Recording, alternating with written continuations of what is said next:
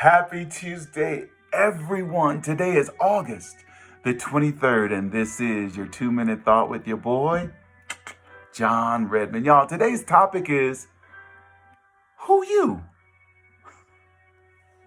Y'all, I remember a podcast probably about 2 decades ago. It was a pastor addressing his congregation, and he pretty much told his congregation, y'all don't know how your pastor rolls.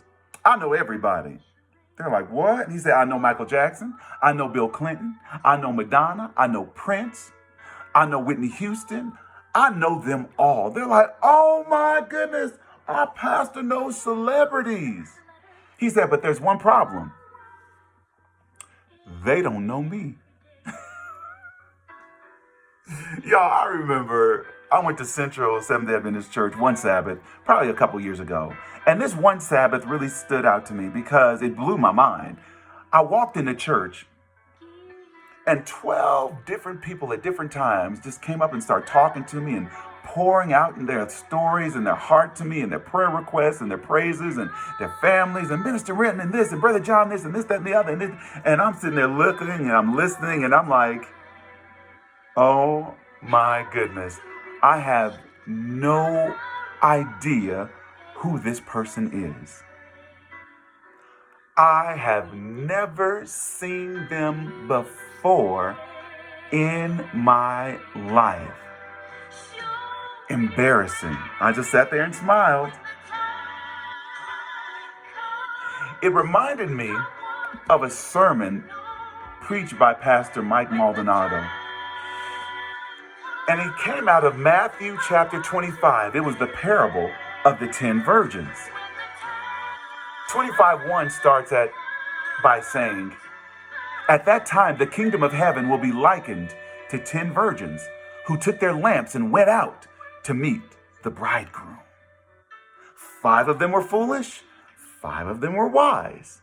The foolish ones took their lamps, but did not take any oil with them. The wise ones, however, took oil in jars along with their lamps. They were going to be ready. The bridegroom took too long to come. They grew weary and drowsy, and they all 10 of them, fell asleep. Verse 6 says, but at midnight, there was a midnight cry that rang out. Here's the bridegroom. Come and meet him. Hey. Then all the virgins were startled. They woke up and trimmed their lamps. The foolish one said to the wise, give us some of your oil. Our lamps are going out. No, they replied. There might not be enough for both us and you. Instead, you go to those who sell oil and you buy some for yourselves. But while they were on their way to buy the oil, the bridegroom arrived. The virgins who were ready, they went in with him to the wedding banquet, and the door was shut. Later, here come those 5 foolish virgins. They were banging on the door. Lord, Lord, they said, open the door for us. We want to come in. We want to be a part of the wedding banquet. And I can see Jesus, the bridegroom, looking through the peephole. And he said, truly, I tell you, I don't know you. Who you? Where's your invitation? None of y'all look familiar. Nope. Close the door. Can you all imagine all this church, all these prayers, all this giving, all these praises, all these songs, all these devotionals, all these visits to the sick and shut in, all these hospital stays, and all these laying on of hands, all these casting out of demons, all these miracles that we perform. Doing all that.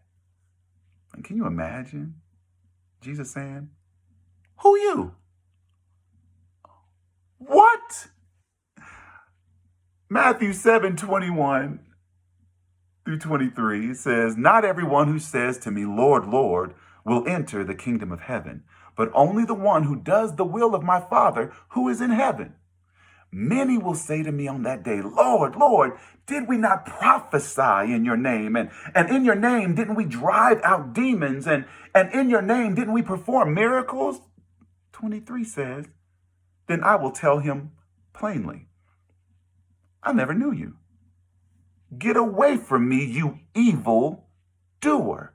See, while man is looking on the outside, God is looking at the heart. And when he says knew you can't be any more intimate than this type of know. The Bible talks about how Adam knew Eve and then she became pregnant. It's that type of intimacy. It's not that one checkbox hour service every week that I go to that allows us to know God. It's that day by day, step by step, minute by minute, hour by hour intimacy. He walks with me and he talks with me and he tells me that I am his own, and you know his heart through his word, and he knows your heart, and you don't want to hurt him. You don't want to break his heart. You don't want to make him cry. You don't want to offend him. You will do everything and anything for him. It's that type of intimacy. It's that type of knowing. He wants to know you when that time comes.